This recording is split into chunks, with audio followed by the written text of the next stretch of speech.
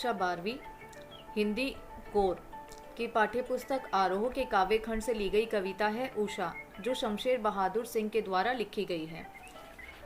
इस वीडियो में इस कविता का सार और व्याख्यान करेंगे।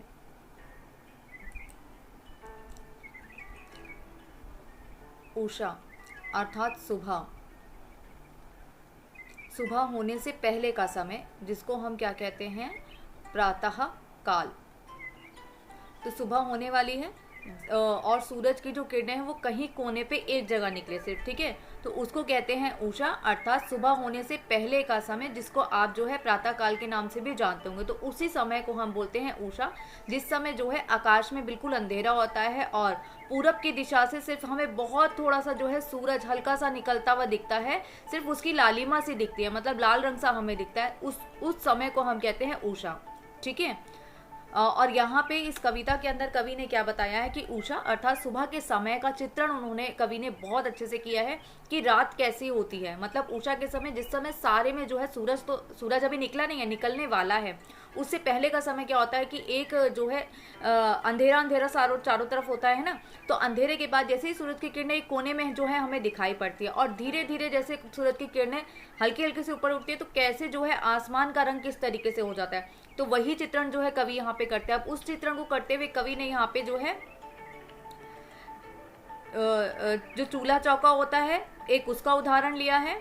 उसके बाद जो है कवि स्लेट का उदाहरण लेते हैं। जो स्लेट होती है बालक जिसके ऊपर चलाते हैं ना, स्लेट पेन और चौक, ठीक है, वो स्लेट और केसर का साथ वर्णन किया है कवि ने, चौके का वर्णन किया है।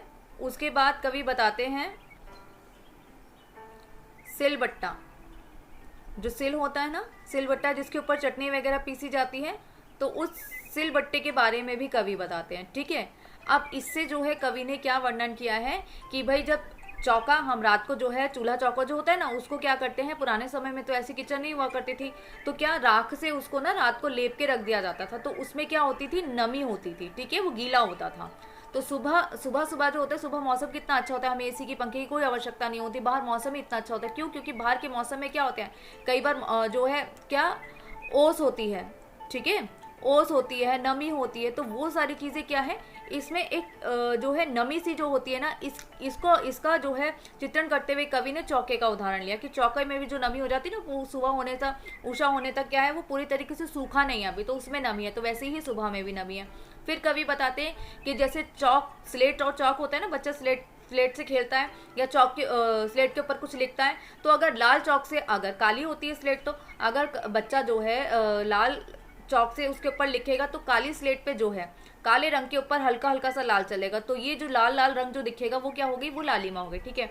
ऐसे ही आकाश के ऊपर ऐसी एक स्लेट होगी, इसी के जो है समानता वो करते हैं केसर से, कि अब जैसे क्या होता है कि जो केसर होता है ना, ऐसा लगता है आकाश के ऊपर किसी ने केसर जो है केसर फैला दिया हो, ठीक है। जिस तरीके से स्लेटी के ऊपर लाल रंग छा जाता है ना, वैसे ही आकाश के ऊपर ऐसा लगता है जैसे केसर का लाल रंग होता है ना, तो वो भी कुछ फैल गया हो। उसके बाद कवि बताते हैं सिलबट्टे का वर्णन करते हैं, ठीक है। सिलबट्टा क्या होता है, सिल का जो रंग है वो भी तो गहरा होता है ना, सिलबट्टा होता है पत्थर का बना हुआ होता है वो, तो उसके ऊपर अगर आप जो है क्या करोगे, ऐसा लगता है कि उसके ऊपर भी जो है किसी ने लाल रंग बिखेर दिया हो। अर्थात मान लो आप सिलबट्टा है, सिलबट्टे पे अगर आप चटनी बनाते हो, चटनी बना के क्या होता है, उसमें थोड़ा बहुत रंग जो है लाल रंग रह जाता है ना, तो ऐसे ही क्या होता है, ऐसा लगता है, कवि बताते हैं कि भाई सिलबट्टे पे भी ऐसा लग रहा है कुछ लाल जो है वो उसके ऊपर मल दिया हो, तो वो भी जो है काला, पर ऊपर से लाल रंग जो है हमें वो हल्का हल्का सा दिख रहा है। तो उसी समय का वर्णन जो है यहाँ पे कवि करते हैं। और फिर जैसे ही सूरज पूर्ण रूप से निकल जाता है और उषा क्या होती है, उषा समाप्त हो जाती है और सुबह हो जाती है। मतलब अब तो सारे में किरणें छा चुकी हैं, पूरा सूरज निकल चुका है, अब अंधेरा बिल्कुल ही खत्म हो चुका है, मतलब जो नीलापन था ना उसके अंदर वो बिल्कुल खत्म हो चुका है, ठीक है। अंधेरा अंधेरा सा जो होता है ना, हल्का हल्का सा नीला रंग होता है, गहरा नीला होता है, वो चीज़ बिल्कुल खत्म हो चुकी है, पूरे तरीके से सारे में रोशनी आ गई है और अंततः जो है उषा समाप्त हो जाती है। तो बस यही वर्णन जो है कवि ने यहाँ पर इस पूरी की पूरी कविता में किया है। कविता का व्याख्यान करते हैं। प्रातः नभ था बहुत नीला शंख जैसा। प्रातः नभ, प्रातः क्या होता है, सुबह, नभ होता है हमारा आसमान, आकाश, ठीक है। तो नीला शंख जैसा, तो कवि क्या बता रहे हैं, समानता बता रहे हैं, ठीक है। समान बता रहे हैं वो दो चीजों को। एक तरफ हमारा आकाश है, ठीक है, दूसरी तरफ कवि का उदाहरण है। एक तरफ हम रख लेते हैं आसमान को और दूसरी तरफ हम किसको रख लेते हैं, जो कवि ने उदाहरण दिए हैं कि हम आसमान को किसके समान बता रहे हैं, ठीक है। तो अभी हमने क्या बताया है, आसमान को नीले शंख जैसा।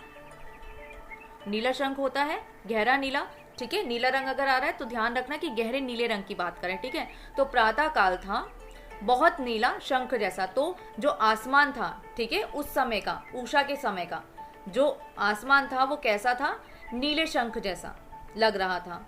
भोर का नभ अर्थात सुबह सुबह का, जो अभी जो है सूरज की किरणें चारों तरफ फैली नहीं, अभी सिर्फ निकलना शुरू हुई है सूरज की किरण, ठीक है। नभ हो गया वही आकाश या आसमान। तो ऐसा था नीले शंख जैसा, भोर का नभ, ठीक है। राख से लिपा हुआ चौका अभी गीला पड़ा है, ठीक है। अब यही आसमान हमें, पहला उदाहरण ये हो गया, हमको शंख जैसा बताया।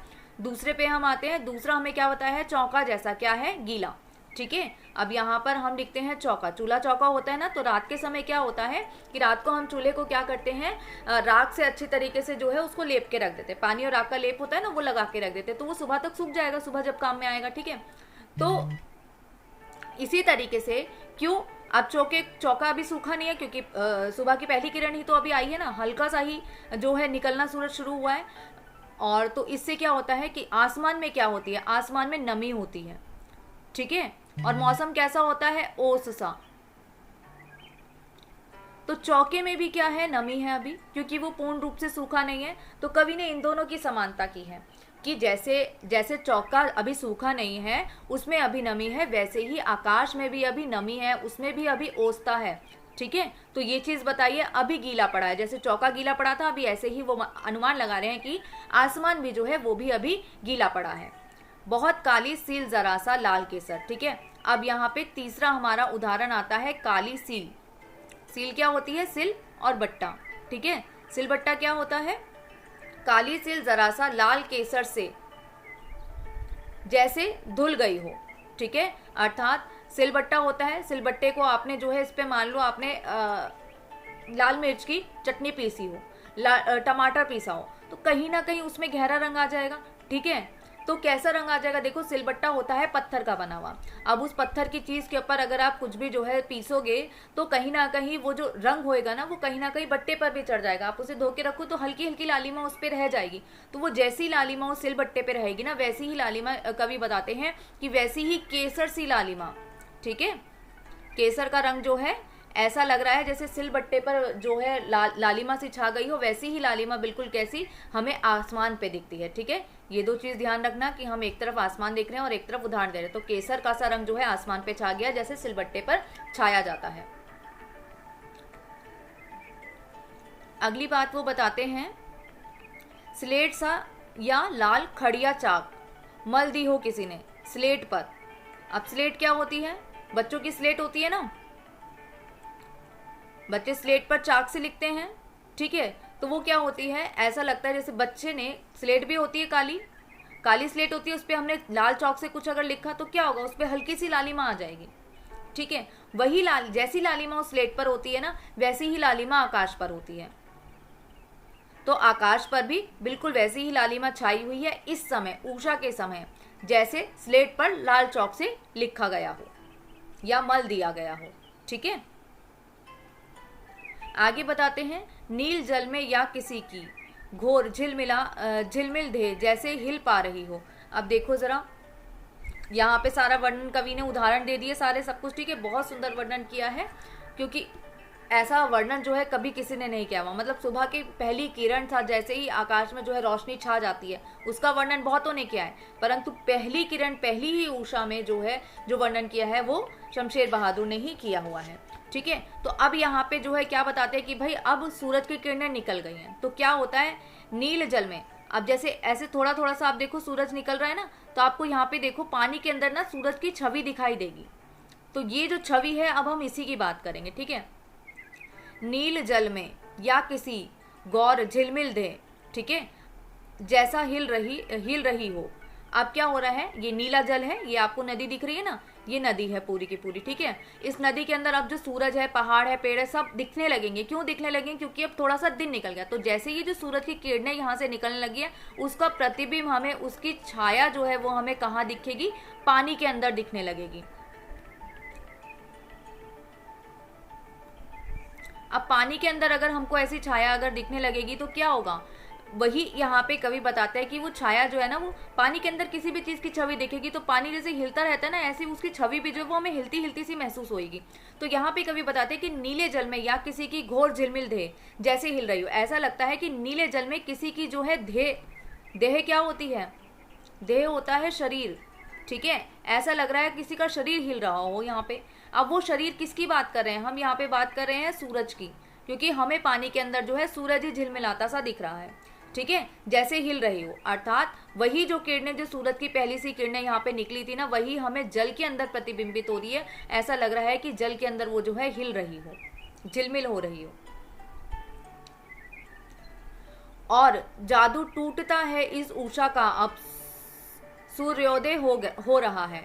जादू टूटता है। जादू किसका जादू टूट रहा है? उषा का। उषा अभी तक क्या थी? अंधेरा सा था ना, अंधेरा था जिसके अंदर क्या था? लाल और नीला रंग था, ठीक है।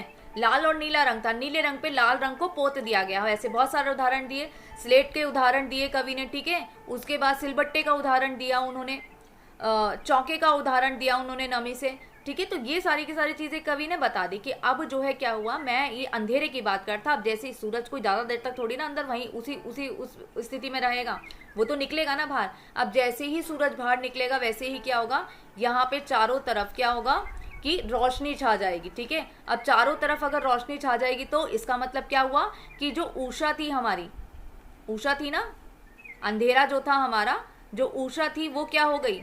वो समाप्त हो गई, उषा समाप्त हो गई और चारों तरफ जो है वो रोशनी छा गई है, ठीक है। क्यों रोशनी छा गई? क्योंकि सूरज अब पूर्ण रूप से निकल चुका है। तो कवि यहाँ पे कहते हैं कि उषा का जादू टूटता है इस उषा का। अब जैसे ही सूरज निकल गया वैसे ही क्या हो गया कि जो उषा का जो जादू था, जो जादू वो बता रहे थे कि लाल रंग जो है पोत रखा होगा, सिलबट्टे से वो कर रहे हैं, नमी बता रहे हैं कवि। तो ये सारी की सारी चीजों को कवि ने जादू के समान बताया कि इसका जो जादू था, जो सौंदर्य था, ठीक है, वो सब जो है वो एकदम से खत्म हो गया। क्यों? क्योंकि अब जो है सूर्योदय हो गया, अब पूर्ण रूप से सूर्य निकल चुका है। अर्थात चारों तरफ जो है रोशनी छा गई है, हरियाली सी छा गई, क्योंकि जो हरी घासें वगैरह होती है ना, वो सब जो है दिखने लगती है। अंधेरे में तो कुछ नहीं दिखता, अंधेरे में अंधेरा ही रहता है। तो अभी तक जो है जब सूरज निकलने वाला था तो कहीं कहीं में लाल और नीले रंग का आभास हुआ, नमी का आभास हुआ, परंतु अब जब पूरे तरीके से सूरज निकल चुका है तो अब क्या हो गया, उषा का जो जादू चल रहा था वो पूर्ण रूप से समाप्त हो चुका है।